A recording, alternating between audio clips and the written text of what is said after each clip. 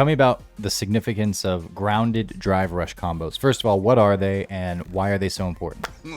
Grounded drive rush combos are a big thing that I was seeing in the beta, and it seems like a very bread and butter part of the game so far, which basically you can hit a normal and then you can drive rush cancel out of it by hitting forward forward, and it's essentially an FADC, right? And so when you get in, I believe the first normal that you hit has +4. You get an added 4 frames of advantage, so you can do a bigger combo. So something I would do is like go in and hit like crouching medium punch with Kimberly and then standing heavy punch because I've got that frame advantage, right? So it's basically like an FADC combo, but people are using this a lot in neutral, and it seems to already be a cornerstone of kind of general flow of matches. Like that's what you see a lot of people are doing. It's, you're waiting in neutral, you're playing footsies, you get the whiff punish, boom, you go in with a drive That's rush. what Justin Wong said early on, was this game it's looking like it's wait in neutral, get a stray hit and use drive rush to convert that hit into big damage. For sure, and that's definitely what we're seeing here.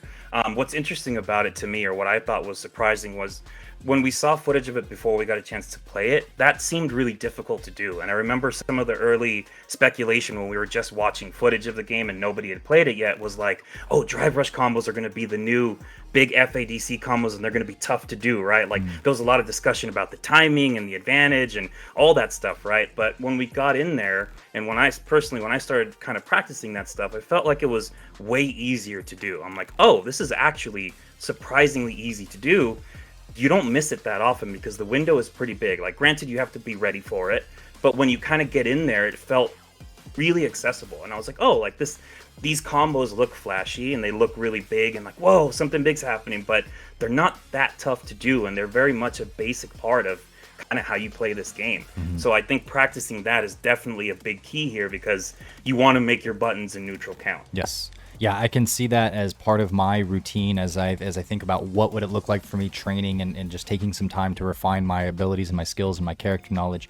It would be you find your good poke and in from the neutral, so probably a standing or crouching medium kick, but doesn't have to be, and find out what that feels like to convert into drive rush combos.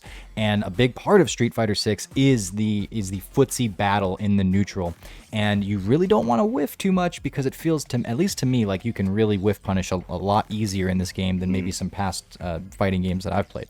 But that you can also buffer in a drive rush on a whiffed normal. I don't necessarily whiff them, but you can, part of the footsie game is get into a place where you think your opponent is going to occupy this and then press the button at the right time, where if they don't do it, well, you're going to whiff, and maybe they don't punish you at all, but they're not going to block is the point. They can either be there to get hit, or they're not going to be there at all. And you buffer the command for doing your move into this FADC type of drive rush thing, and I think that's going to be a huge part of this game. The counter to that will naturally be watch for people trying to do that and position yourself, and then don't take the bait and then whiff punish their whiff. But that's just showing you how deep and quickly apparent this game's sort of levels of competition go, and that just to me is exciting. Like, even as I talk about it right now, I'm like, oh, it's cool, and yes, I would see myself getting hit by this, and this is the adjustment I would make, and good times. But grounded drive rush combos are absolutely something that you need to understand, practice, and feel the significance of, because they are going to be a key tool in your utility belt. Oh, they're crucial. They're so important. And I felt like when I barely got my hands on the beta, before I knew how to do those combos, or before I spent any time trying to figure out how they work, I was definitely not doing very well. Obviously, I'm still learning the game, but it did feel like I just kind of blew the doors off of it once I learned how to do that and started doing it consistently. I'm like, okay, like there we go. Like that just opened this whole thing up. It'll take you from one level to a whole other level once you kind of start figuring it out. Absolutely. Yeah. Now, this is interesting because scaling in this game seems weird and not necessarily intuitive. And what we mean by scaling is when you start doing a combo, the more moves you do in a given combo, the less damage each move tends to or starts to do. So like if you do a combo and it has 10 hits in it, by the you know, the 10th hit, you're only doing about 10% of the damage that move would normally do because it's stringed with so many moves in there. So that's what damage scaling is. And in this game, certain things will cause more damage scaling to happen, not just this game, Street Fighter games in general. And but it's not super intuitive as far as we've seen thus far, because we've seen some situations where you run into a drive impact and counter hit, and you do a full combo, and then it goes into a level 3, and the damage is still surprising. And then other situations where I've been very surprised at how much damage didn't happen in a similar situation. And then you get into perfect parry, and it seems like perfect parry, which is much harder to do than drive impact, although it seems to serve a similar function, that gets way scaled. And it seems like there's a little bit of an imbalance there in terms of what people are going to be naturally ushered towards doing and the strategies they're going to be using. And the thing that seems to take more skill does more scaling, and that seems to be a nerf to that. But what are some of the things that you're seeing in terms of damage scaling and it being weird? Yeah, so far I've seen a few breakdowns of kind of how the damage scaling works in the game so far, and it definitely seems like different situations create different damage scaling. So, for example, beginning a combo with like a crouching medium kick, it's like that differs from, you know, starting with a standing heavy punch or something, right? And I think it's meant to kind of scale situations that are going to be very common. So, you know, again, we were just talking about, you know, hitting buttons in the neutral and converting to a combo. I think Capcom wanted to try to like scale some of that stuff so that we continue to have, you know, a game that's more fleshed out and the gameplay is stretched out, right? So it's like, oh, like a big part of this game is hitting crouching medium kick or standing medium kick and in neutral and converting into a combo. So let's have it scale more when that happens, because that's such a common thing. Yeah. So I think that's where if I had to guess, just based on what I've seen, I think that is the mentality behind that. That's the thought process there. Which again, it's like we don't understand how it all works yet, but that would be what I think is going on here. If that's what they're doing, I'm very impressed, first of all. Like, maybe they don't handle it quite right, but I would imagine if they're paying attention on that level, they probably would. And to give that much attention to this minute of a detail in the back and forth, where we haven't really seen that before, maybe ever, I don't know off the top of my head. But that's really interesting, and that could make for an incredibly refined game. And everything else we've seen with this game has pointed to similar things, so I absolutely probably. Yeah, and again, it's like that's the interesting thing about this game so far. It feels like every situation and every tool, there is a complete branching out of like, oh, it's the spider web, right? It's like, oh, from this thing I can get this, or here's the counter, here's the meta, here's the option, here are these different things that are all connected to this one thing, and it kind of just keeps branching out, and then you have all these different situations, and something like that, the way the damage scaling works, it's like, oh, like it seems weird, but once you understand it, it's like, well, these are the reasons behind it, this is how you use it, this could potentially change the way you play the game, because you're like, oh, well, maybe I don't want that scaling for this combo, maybe I want to start with a heavy instead. And there's so much of that in this game, which is really, that was the thing that really stood out to me. And continuing on that same idea, like I was thinking about, one of the things that I tested personally was the scaling difference between drive impact combos and perfect parry. So basically countering a drive impact with your own drive impact, or countering with a perfect parry. Perfect parry scales really heavily for some reason. And I've been trying to figure out why that is, because it's so hard to do. You would feel like it would make sense for it to do the most damage, because it's like, oh, like it's so hard to pull that off. If you get it, you should get a big combo, which you do, but it should do the max damage because it's so hard to hit that. Then just to put that in context, say a drive rush, it takes a second to do. I don't know off the top of my head, but say it's 60 frames. You can counter drive rush that in any of those 60 frames and get your full drive rush, counter, punish, splat, all that stuff. Drive impact, right? Drive impact, I'm sorry, yes. Drive impact. So, but when you want to do perfect parry, you have not 60 frames. You have, I think I've heard, is it 2 frames that you have to be precision? I've heard 4, I've heard 2. But point is, a lot fewer frames in order to time that right. And like I was saying earlier, it seems like they're sort of punishing you for using perfect parry instead of drive impact, when it seems like those things should be flipped. The only thing I could think of that would make sense in this situation from what I was testing is that if you're in a situation where your health is really low and you're going to go for the counter drive impact, that one that you're absorbing could kill you Hmm. because you don't have enough health to absorb it.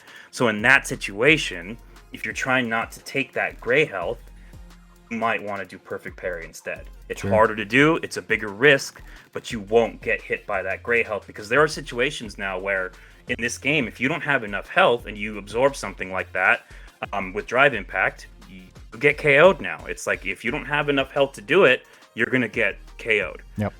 And so that would be the only situation where that makes sense to me, where it's like, okay, like I don't have enough health to counter this oncoming drive impact. So I'm gonna have to perfect parry this because I won't take that damage and I'll still get the punish, but it'll be for less damage. But still, the point is to survive, not for optimal damage, right? So that is the only situation so far that I've come across where I'm like, that makes sense. That is the only time I would think to do perfect parry versus drive impact Hmm. against an oncoming drive impact, right? So, But there's got to be more to it, right? I mean, you would think so, and again, beta, they're probably going to tweak this around a bit of course, before of the course. actual game comes out. But we obviously don't have all the answers here. We're sort of just speculating, saying this looked a little bit weird, and there's a lot more to do in terms of research. But the point is, you're going to want to know how scaling works. So when the game comes out, this is something to focus in on and know, because if you're giving up like a ton of damage every time you start a combo with a medium kick that you could have done a medium punch, and maybe your character has like very similar statistics on those two moves, it would super behoove you to know that difference and be able to implement that into your game. Just another aspect of this game similar to the drive, in the entire drive mechanic system of how do you balance, how do you approach, when do you implement what strategy. It's very deep, very dense, but exciting. The Yeah, there's so many intricate details in this game that knowing the scaling is super important because you just need to know what is the best option for every situation. And I know that could be said about any fighting game, but I think in this game in particular, because of the wide array of options you have for every situation, it's good to know what the scaling is and what your optimal punish is and all that stuff. last bit here, the footsie flow. This is fairly broad, general. I think we've hit on it in a few ways already, but I do think that it's worth understanding how the footsie flow in Street Fighter 6, one, sort of differs from other games, and what you should be focusing on while you're in footsies. And in a way, I think a lot of what we've already talked about sort of just adds up to this. But my first reactions and my first thoughts on it are that you want to play calculated and conservative most of the time in Street Fighter 6. That approach is going to benefit you a lot more than go for the big offense, just, throw out drive impacts, jump forward, FADC on block, or drive rush on block, I should say. That probably isn't going to benefit you as much. Maybe early on, but as soon as people start to find out answers, I think this is a much slower game. Maybe the slowest Street Fighter we've ever seen, and we did a video about that you can check out. But what do you feel about footsie flow? What are some of the truths that you see emerging in this early stage about it? Yeah, so I think we're in a situation, and this is obviously very natural, but when we came from Street Fighter 4 to Street Fighter 5, we had a lot of people coming into Street Fighter 5 very confident and like, oh, I know how Street Fighter works. I know how to play this game, and then they were getting bopped for it because they were playing Street Fighter 4 in Street Fighter 5. I know that's such a common sense thing, right? Like, don't do that. But I think that's really important in Street Fighter 6, and it's worth just talking about and acknowledging because, again, very common sense. But to hear that and to understand it and to really use that to form your game plan and the way that you play this game, I think that's so important. So coming into to tie this into Footsie Flow, it is a very different Footsie's game than what we were experiencing in Street Fighter 5. We had 6 years of very high offense, hitting big buttons in neutral, going in, foot on the gas pedal. Now, Capcom is like, you guys need to tone it down, scale it back, and be calculated, and think about where your buttons are going to be and what buttons you're using.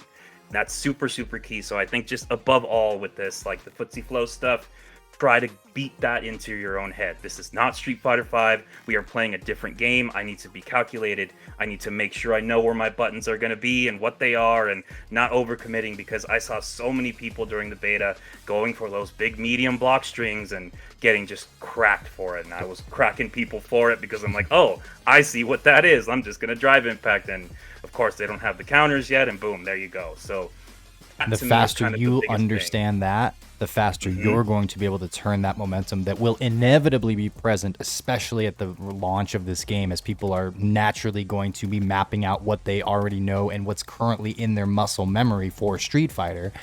You're going to be countering a lot of people, and you're going to get a lot of wins by doing that, instead of being stuck in those, in Street Fighter 4 to 5, everyone and their mother was crouch teching, right? And that wasn't the right thing to do in 5. You get blown up for crouch teching, but it took years for some of us to get away from that because of what we had learned in Street Fighter 4.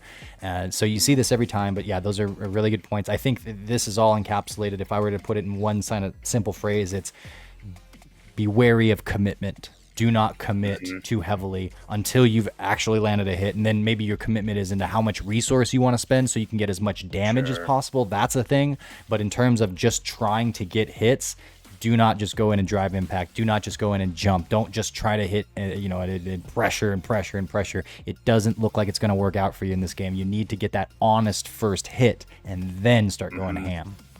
So yeah, and people are already, I mean, even just with 3 days of the beta, I saw it, and again, I experienced it myself, of just kind of recognizing when people were still using the Street Fighter 5 playstyle and just blowing them up for it. And you saw a lot of frustration of like, why am I not winning?